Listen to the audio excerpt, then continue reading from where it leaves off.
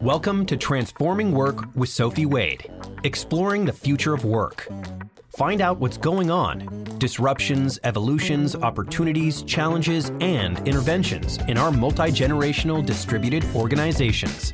With a new tech and talent focus, discover what you need to know to stay upskilled and relevant and ensure your business keeps its competitive edge. Sophie investigates the promise and reality of the future of work now and as we look ahead. She interviews people who are changing work experiences and practices and shares how we can each transition smoothly and successfully to effective and more productive new ways of working.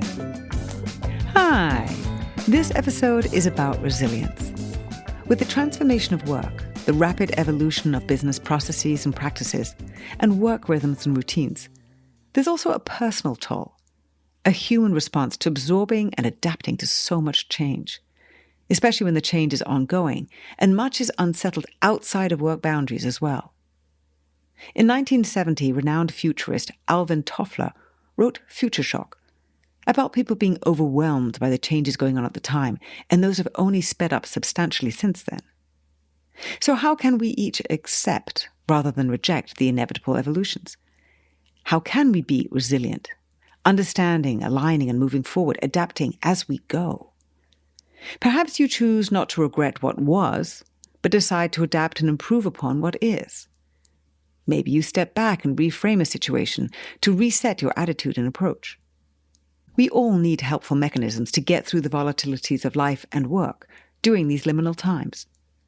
So I'm delighted to be speaking with Luis Velasquez, author of Ordinary Resilience, Stanford University facilitator and executive leadership coach. Luis is a former university professor and research scientist, an avid endurance athlete, and brain tumor survivor. Hi, Luis. How are you? I am very excited to be here, Sophie. Thank you very much for having me. Well, it's a very interesting conversation to have, particularly in this global environment that we're dealing with right now. However, that's now, and I go back to the beginning, and I start with, what did you study at college and why? I grew up in a farm, in an agricultural society, so my goal was to become a farmer. I wanted to be a farmer. Okay. And I actually did my undergraduate in horticulture. In the process of studying horticulture, I took some science classes, and I love science. Right. So I shifted from becoming a farmer to work on plants, but in the lab. So I got a master's in plant biotechnology and a PhD in molecular biology and plant pathology. And that was all in Guatemala? No, that was in the United States. I came to the United States for college. Oh, okay. Originally, I came on a scholarship, finished my Associate of Science in Food Science, and then I went back to Guatemala to fulfill the commitment that I made. Yeah. And then I came back and decided to continue my education. Also, still wanted to become a farmer, and taking those elective classes that hooked me into science, and then that was amazing. What was it intrigued you about what you were studying that said, I have to go deeper into this and study more? What were you looking to uncover? Nobody has asked me that question before. No. To tell you the truth, and I'm trying to figure out what was it. And I think that at the end, what I wanted to do is help my people, and plants to be more resistant to diseases, and so that's what I wanted to do. I wanted to help plants to become resistant. So when I was in Guatemala and I went to a boarding school, agricultural related boarding school, the hardest class in that school was plant pathology.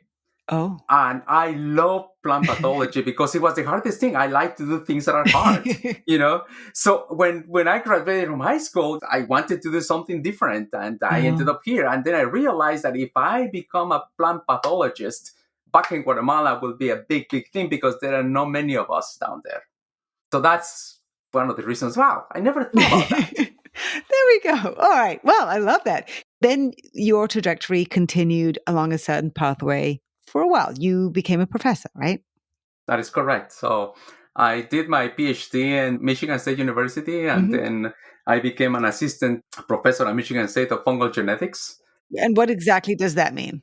Well, again, I still work with fungi, in order to protect plants. So I was specifically working for a particular species of fungi that is very damageable to a certain crop, which is wheat. So I was trying to figure out what is the molecular components that make this fungi so damageable to plants, and how can activate what I call the defense of the plants to protect themselves against this particular fungi. I am very intrigued that there is a wheat resilience theme here. But then something else happened. Yeah, so I thought I already made it all. I was employed, a professor. I got married. We bought a house. We bought a dog, and then all of a sudden, I was diagnosed with a brain tumor. And when I came back from the surgery and everything else, the doctor. And I realized that I wouldn't be able to go back to teaching right away. So I had to reinvent myself. I had to figure it out. So long story short, I survived the tumor, but neither my professional dreams nor my marriage survived. So I had to reinvent myself. The story of resilience is personal and now professional for you as well.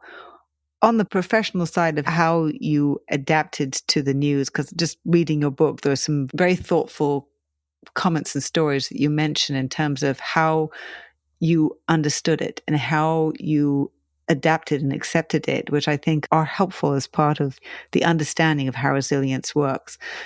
Do you mind sharing some of those? That then led to your insights that you were then able to bring to others. So a little bit of the background, I grew up in Guatemala in a time where there was a lot of political violence. We grew up really extremely poor. My parents were, dirt poor. We were scrambling. My dad will make, I think that at the time was $40 a month. And my mom will work for $1.25 a day. And it wasn't much. Right. Came to the United States and I learned English in 6 months. I basically did my PhD in 4 years in a school that usually is about 6 years long.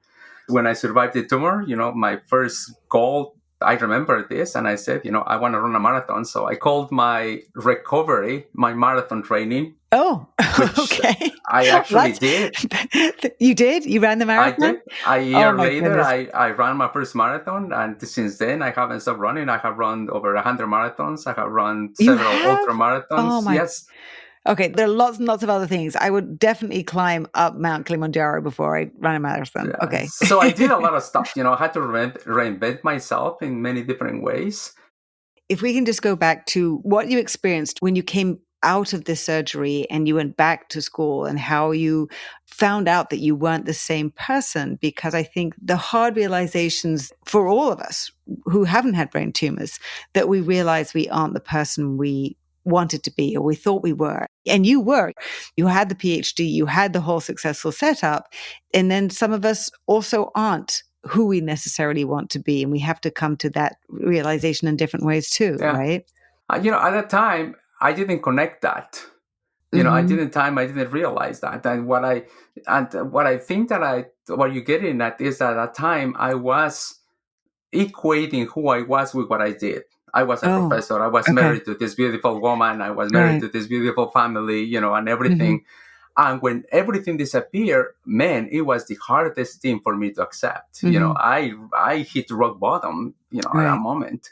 And to your point earlier is that I realized that who I am is not what I do or even what I have. Right. And when I made that realization, to realize that the person that was before didn't exist anymore. It was me, tumor included. In fact, I gave my tumor a funny name, a loving name. I call it my precious, and I still call it my precious. So when I made that switch, when I realized who I am is not what I do, and that was the beginning of my journey. Second, after the brain tumor, it's clear in your book that the tumor had affected how you were able to work. So you weren't able to be doing the kind of research that your previous job had required. How did you then discover what it was that you did want to do? You weren't defined by your job. You were defining yourself, I guess, to find out then what you wanted to do. One of the biggest principles that I learned over the years is that the world doesn't belong to the people that know the most, but to the people that learns the fastest. Mm. And I realized that I could do many other things, not necessarily do the same things that I was doing before, but utilizing those same tools to do something else. Right. It's not about what you know, but what you can do with what you know. Right. When I realized, okay, what am I going to do? Right. And to tell you the truth, there were so many things that I could actually do. Right. I could do, HR. I could sell cars. I could be a greeter at Walmart. I could do anything I wanted to do. And I made a decision. And I said to myself, I'm going to go into HR. And I think that the key here is making the decision. For me, the way it works is like, I'm going to make a decision. I'm going to make a commitment to do this. And then I can put all my efforts into that particular path that I chose. Did you choose human resources because it was focused on people and understanding people as the evolution of your own understanding? No. So the woman that I was married to was doing a master's on human resources. Oh, okay. When I was doing my PhD on molecular biology. And we will discuss her papers. I will talk the papers. That was one component. Right. The other component, if you think that a lot of times, the individuals that are in transition call themselves coaches or consultants. Right. So I said, I'm going to be a consultant. So that's what I did. Now, the focus on the consultancy was going to be HR. Okay. I think that it was a group of things that happened that realized, this seems to be what I need to do. Looking at all the different things that you could do, how did you make the decision that it was resilience? It was the very fact of having gone through childhood in a war-torn country, as well as your own very personal health challenges that you'd been through and overcome. How did you decide to focus on that and bring that through to be the core of your work? I like to journal. I'm a person that journals a lot. Okay. And during this journey that I went through, people will tell me, but you're so strong. How do you do it? You have done so much. How do you do it? Right. So the resilience word at that time, it didn't mean anything to me.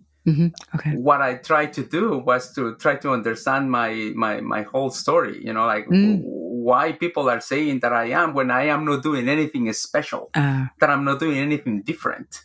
And hence the name of the book is called Ordinary Resilience. Because what I, during the process of, reflection and research, I realized that I don't have access to anything different than everybody else does. And the key here is that sometimes we feel that resilient people have to have this hard life or want to do something hard in order to achieve that level of resilience. What I said is not. We all have access. We all are resilient already. All we need to do is to embrace what we already have within our DNA. Prior to the pandemic, there were already a good number of challenges. Work had been changing. It was more complex, driven by technology. The future of work was coming. What were some of the things that you were seeing back then? Because work wasn't easy then. It's a lot more complicated now. So I want to shift then to what we're dealing with now. But back then, what were some of the key challenges that you saw, and what were you particularly focused on as you started helping people be more resilient in their workplaces? There are a few things that have happened over the last, few years. Particularly is the amount of information and work that now we have at our fingertips. And so there is a lot of more information that we can actually access to make decisions. And sometimes that can be overwhelming. That's number one. In the past, you didn't have all this. You knew what to do. Right. You learned what you had to do, and you did. And now I think that we all are in a phase of beginners because we cannot know everything. Sure. And that is the key. I think that in the past, a lot of people were valuable because they knew how to do certain work. Right now, a lot of the things that we are trying to work on, we don't even know how to start. Everybody's doing something new. Right. So that's number one. We're working on things that sometimes we are unheard of, number one. Sure. Number two is the level of, I think that the other component is that the world has come to organizations have acquired this flatlish process of, Right. in terms of before, you knew who the boss was, you knew who you reported to. Right now, the organizations are much more, flattish. Mm-hmm. And the key here is that people that are at the top, a lot of times, make assumptions that they know the most, and that's because they are at the top, and they don't. They don't. Now they cannot do everything. Right. So I think that is the idea that number two is the idea that we cannot know everything, but we need to figure out where can we learn it, or where can we know, or who can know what we need to know. Yeah. So those are the two. And the last one, I think that is the idea that the work now is remote. Mm. And in the past, there was a lot of connections being made in the work, because there was a lot of more connections in terms of physical work was there. But now there is a lot of overwhelm by people doing meetings, but the meetings are talking about work because people are trying to optimize for efficiency, as opposed to doing what we used to do when we're on site, is also optimizing for connections and effectiveness.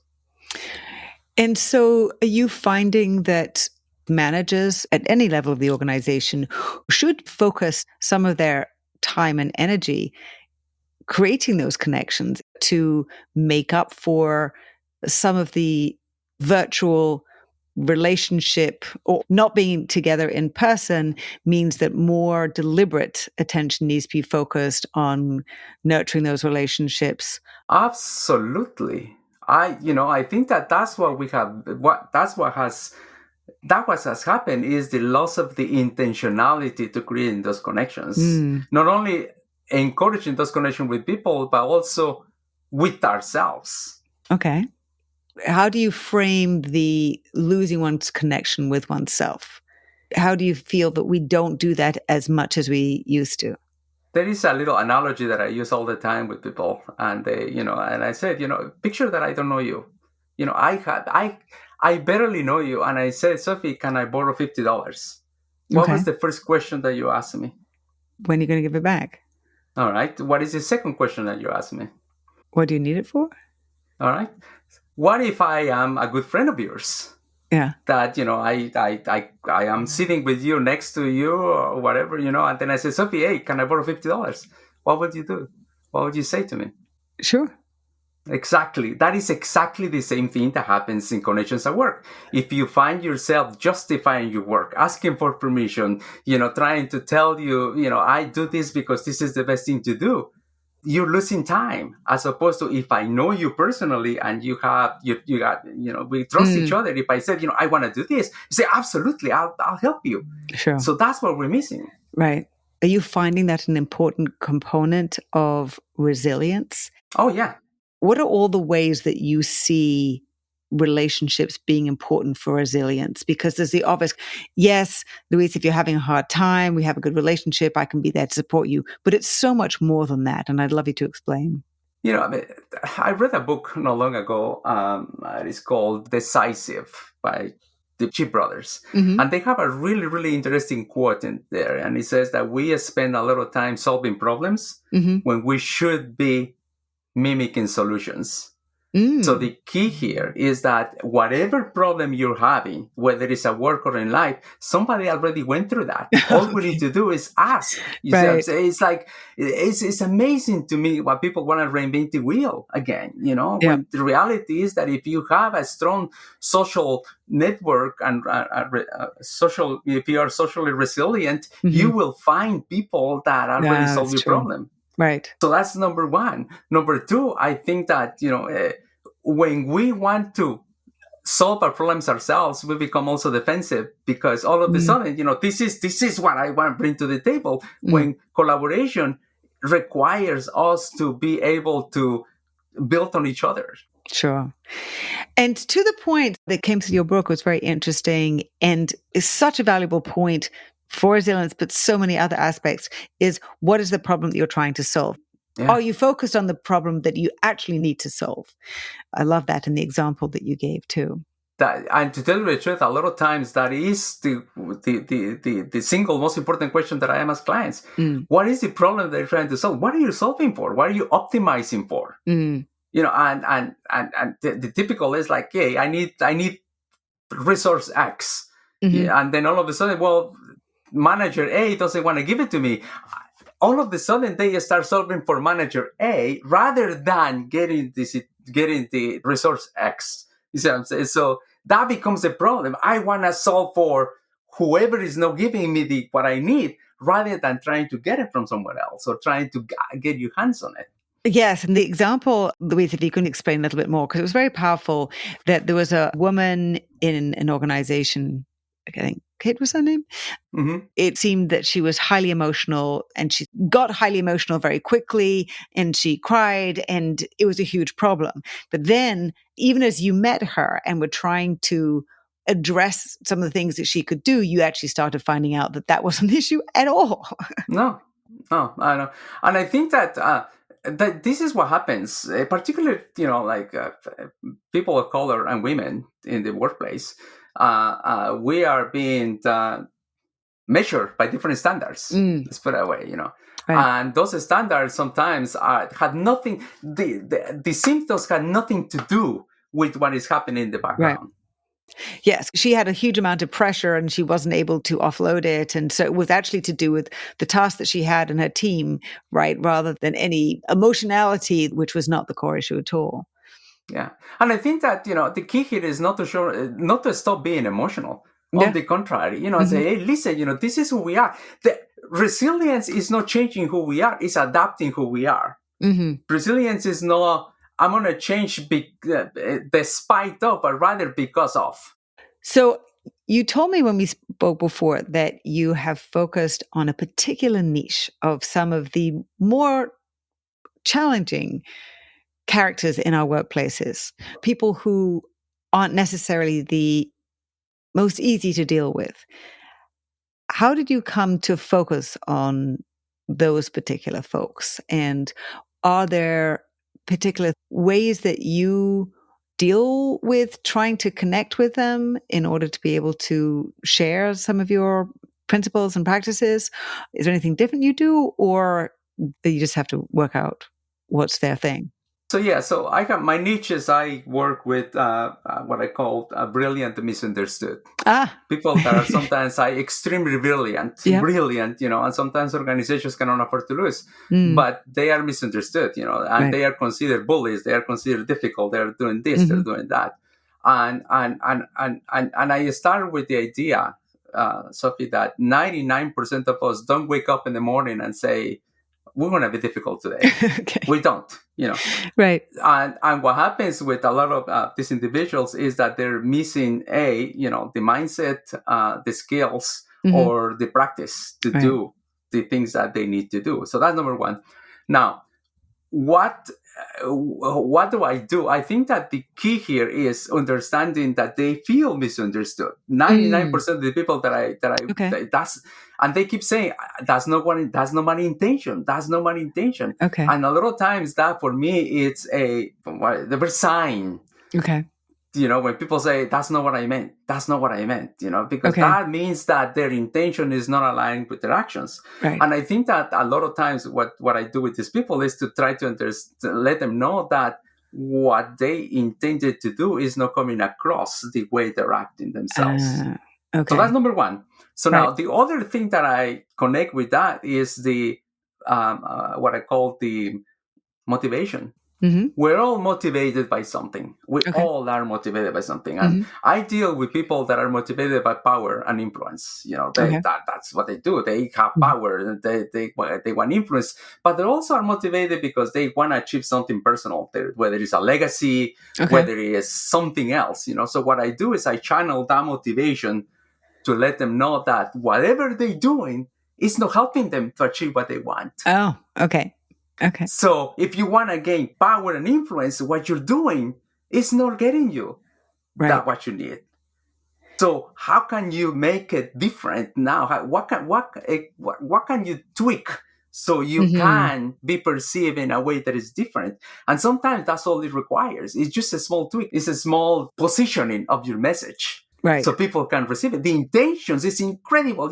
I am pushing you because I want you to. I know that you're successful. I know that you can handle this. Mm-hmm. I know that you have a great potential. Just by saying that, the message Right. that otherwise will be received as a yelling and micromanaging is going to be perceived differently. It's interesting to be framing that. You and I have talked about reframing and having people see something in a very different light, and that being sort of the eye opener in many cases. We have a number of situations right now where there are people who are resisting adapting to moving forward where technology, in my opinion, is inevitably taking us. How do you help reframe the situation for those certain leaders who are in that position now to be resilient? These are very challenging marketplace situations and business conditions right now. There is a need for people to be resilient across the board, whatever position they're in. And obviously, CEOs are in the most challenging position. They have to lead people through an extraordinary amount of change. So, how do you give them the resilience to deal with that and at the same time reframe how they're thinking so that they can move forward differently? That's a huge task. It is, and so going back to at the beginning of this conversation, we talk about who do we want to be and who Mm-hmm. we are, and a lot of the people that I work with, let's say entrepreneurs, Mm-hmm. they tie their identity to the product that they're trying to sell. Right. Okay. Yeah. So Yeah. one of the things that I said, I the first thing that we talk about is that who are you? Who do you want to be? Right. And they say I'm an entrepreneur, and the Yeah. entrepreneurial spirit is not tied to the product. Sure. Okay. So if you are just trying to drive this product to be successful, you're attaching your identity to something that might or might not be successful. Right. But Okay. if you're an entrepreneur, then it is more likely to say, you know what, I'm going to pivot. Mm-hmm. I am going to change directions. It's Right. much, much easier because that is not tied to your identity. Yep. The problem is when something fails, they feel that they fail, and that is not the case. So there is to separate the identity of these individuals with what they're trying to accomplish. And those are two completely different things. Oh, that's so interesting. When we're tied to how we have been working and that no longer serves anything that we're doing, including trying to achieve our objective, that separation is what is successful. Very interesting. Yeah. The other mental picture that I have is the idea of separating between the outcomes and the outputs. Okay. The output is I am going to, let's say, I'm gonna sell this number of products. I'm going to build this thing. That is the output. I'm going to write this many emails. That's an output. Okay. The outcome is I am going to improve somebody's life. I am going to improve somebody's mission. I am going to improve health, because then the product is not tied to the outcome. Right. Because then you can shift your product. You can do it in different ways, right? In different ways to accomplish the outcome that you want. And that is connected with one of the pillars that you talk about, which is focusing on what you can control. Control is one of those things that, particularly now when so much is changing, what is it that we can control and how much can we control it? So that even trying to focus on that or having that emphasis becomes unproductive. What are the other ways that someone who doesn't necessarily feel an entrepreneur at a senior level organization, how do you help them shift from trying to have that feeling of control because that's what makes them feel more secure? Because that's what we had. We had stability, we had some control, we had more fixed structures, but that's not where you can find stability anymore, right? Yeah,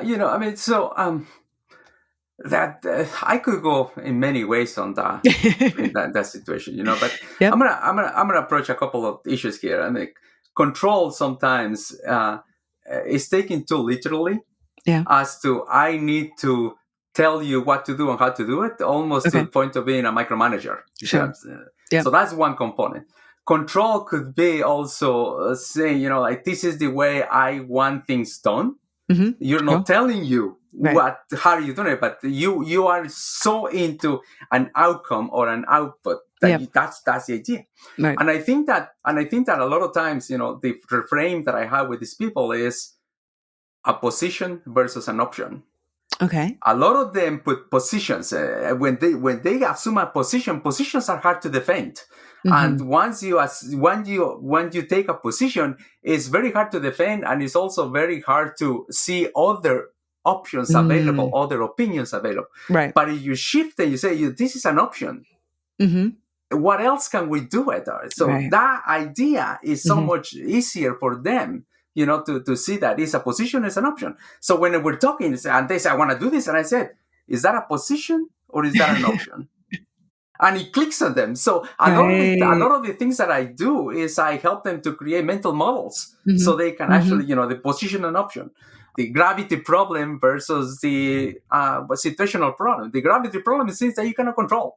You cannot control gravity, period. So when they're saying, I'm going to do this, and I ask them, is that a gravity problem? And they click on it. You see what I'm saying? So it's about, those are little tools that allow us to make better decisions and help adapt. Remember, resilience is a process of adaptation. And we adapt by making better decisions. And better decisions are made if we have more options and if we have more things to make decisions from. In this current environment at work, so much change is happening, which is really, I think, being felt the most in so many situations by some of our youngest employees.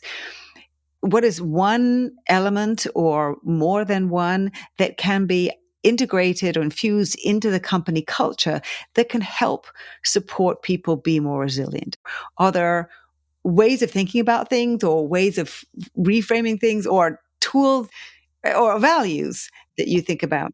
So I think that, there are different ways, but the one that I can tell you is that a lot of times, people that are coming into a workforce and even younger employees, they always are afraid of making mistakes and losing face. That losing face is a big issue. Sure. Losing face is a big issue, and I think that fear comes sometimes from the inflexibility of organizations to accept mistakes and failures. So one big issue that that we talk with my with the people that I coach is like, let's define what failure means. What does that mean? Because Amy Edison put it so beautifully. There are three types of failures: failures that should not be tolerated, failures that are tolerated, and failures that should be encouraged.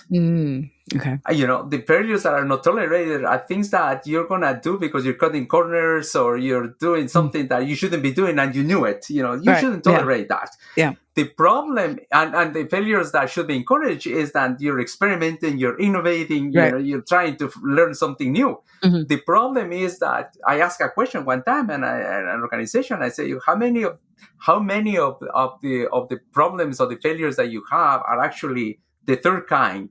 Failures that are encouraged. Yeah. And they say about 80%. That's great.